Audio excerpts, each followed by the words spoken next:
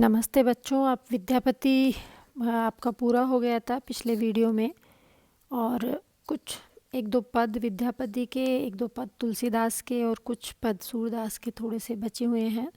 वो हम जब काफ़ी कुछ फर्स्ट पेपर को हम कवर कर लेंगे, उसके बाद जो बचे हुए पद है वो मैं आपको पढ़ा दूँगी।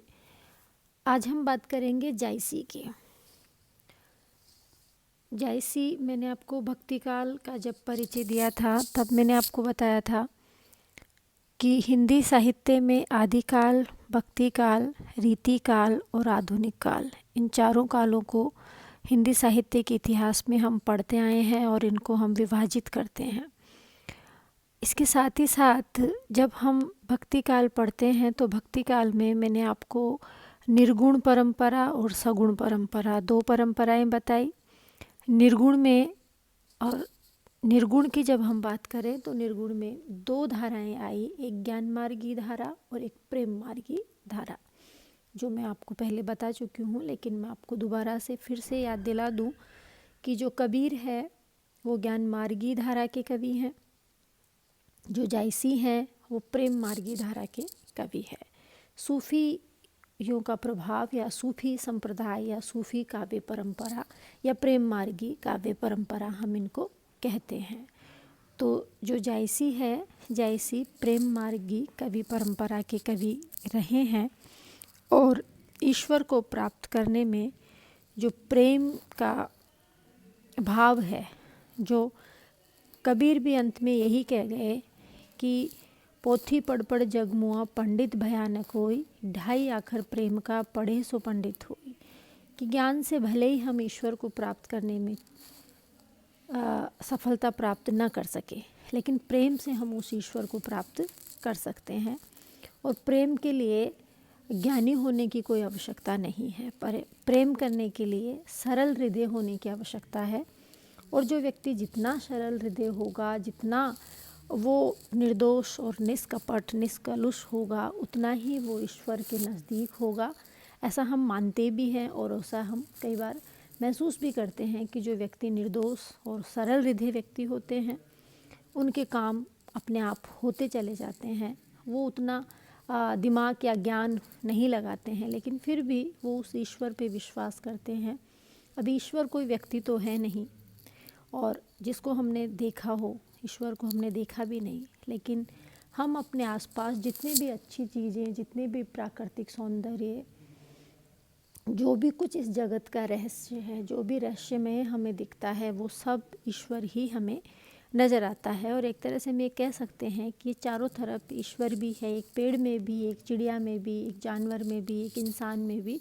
तो अगर हम सबसे प्रेम भाव रखें, व्यष्टि और समष्टि की जहाँ बात आती है कि हम अपने व्यक्तिगत स्तर को छोड़कर समष्टिगत स्तर पर अगर हम सभी को प्रेम से देखने लगे, तो हमारे अंदर जो भाव है नफ़रत का या दुराव छिपाव का, वो भाव धीरे धीरे समाप्त होता चला जाएगा और व्यक्ति प्रेममय होता चला जाएगा। और प्रेममय होने के बाद हमें सब कुछ ईश्वरमय ही दिखाई देगा। तो जायसी की जो परंपरा है वो प्रेम मार्गी सूफी परंपरा है। अब पद्मावत की जो हम बात करें तो इससे स्पष्ट है कि प्रेम कहानी है, पद्मावत एक प्रेम कहानी है। तो ये जो प्रेम है, ये प्रेम का आधार कहाँ से लिया गया है और किसके अंतर्गत वो प्रेम का आधार आता है। सबसे पहले हम अगर प्रेम को लेते हैं तो आदि काव्य रामायण में दिखाया गया है। उसका विकास विवाह संबंध हो जाने के पीछे और पूर्ण उत्कर्ष जीवन के विकट स्थितियों में हमें दिखाई पड़ता है।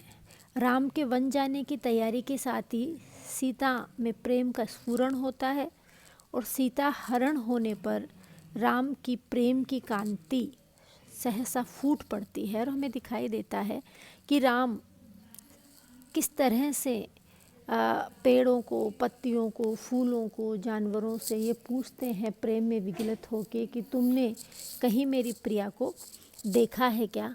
और जब वन में जीवन के इस प्रेम की आनंद विधायिनी शक्ति हमें वहाँ पर दिखाई देती है। वहाँ का जो प्रेम है वो स्वाभाविक है, शुद्ध है और निर्मल है। वहाँ विलासिता और कामुकता के रूप में वो हमारे सामने नहीं आता है।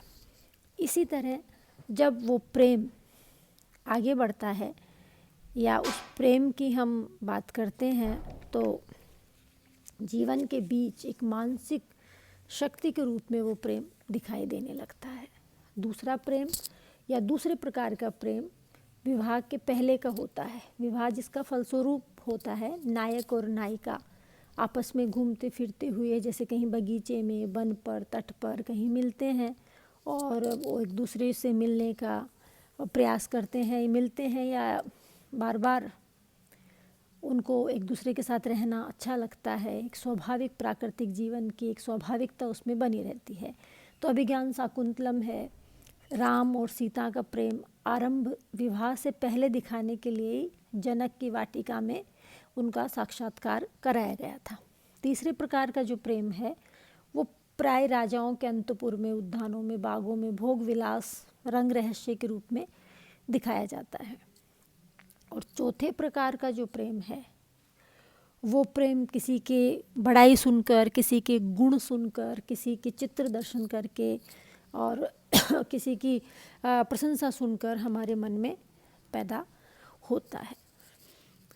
तो इन सबसे ये स्पष्ट होता है, इसमें कहने की आवश्यकता नहीं है कि पद्मावत में जिस प्रेम का वर्णन किया गया है वो प्रेम चौथे ढंग का है। चौथे ढंग का कि पद्मावती का सौंदर्य वर्णन रतन सेन ने सुना और उसको सुनने के बाद उसको उससे प्रेम हो गया। तो इसमें जो प्रयत्न होता है वो नायक की ओर से होता है। नायक जो प्रेम करता है उसके बीच में कठिनताएं आती है, बाधाएं आती है।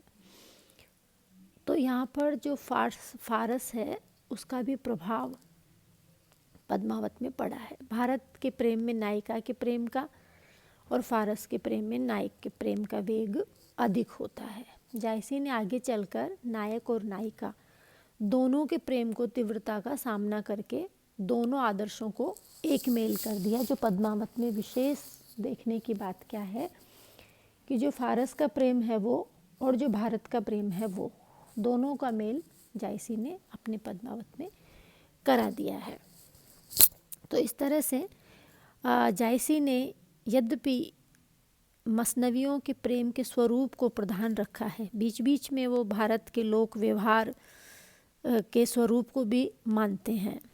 इसके कि पद्मावत में लोक पक्ष शून्य नहीं है और मसनवियों में है, लेकिन पद्मावत में ऐसा नहीं है। राजा जोगी होकर और घर से निकलता है, इतना कहकर कवि ये कहता है कि उसकी माता, उसकी पत्नी उसको रोकती है बार बार जाने के लिए, लेकिन वो रुकता नहीं है। तो प्रेम का लोक पक्ष कैसा सुंदर है। लोक व्यवहार के बीच अपनी आभा का प्रसार यहाँ पर जायसी करते हैं। जायसी एकांतिक प्रेम की गूढ़ता और गंभीरता के बीच में जीवन के और अंगों के साथ ही उस प्रेम के संपर्क का स्वरूप कुछ दिखाते गए हैं। इससे उनकी प्रेम गाथा पारिवारिक और सामाजिक जीवन से विच्छिन्न होने से बच गई है। भावनात्मक और व्यवहारात्मक दोनों ही शैलियों का मेल जायसी ने इसमें किया है। ये प्रेम गाथा ही है, पूर्ण जीवन गाथा नहीं है। जायसी का जो ग्रंथ है उत्तरार्ध में जीवन के अंगों का समावेश मिलता है, पर पूरी तरह प्रस्फुटन उसमें नहीं हुआ है। दाम्पत्य प्रेम के अतिरिक्त मनुष्य की ओर वृत्तियाँ जिनका कुछ विस्तार के साथ समावेश है वे है यात्रा है, युद्ध है, सपत्नीक क्लेह है, मातृ स्नेह है और उसके साथ ही साथ स्वामी भक्ति है, वीरता है, छल है, सतीत्व है। पर इनके होते हुए भी पद्मावत को हम श्रृंगार रस प्रधान काव्य ही कह सकते हैं।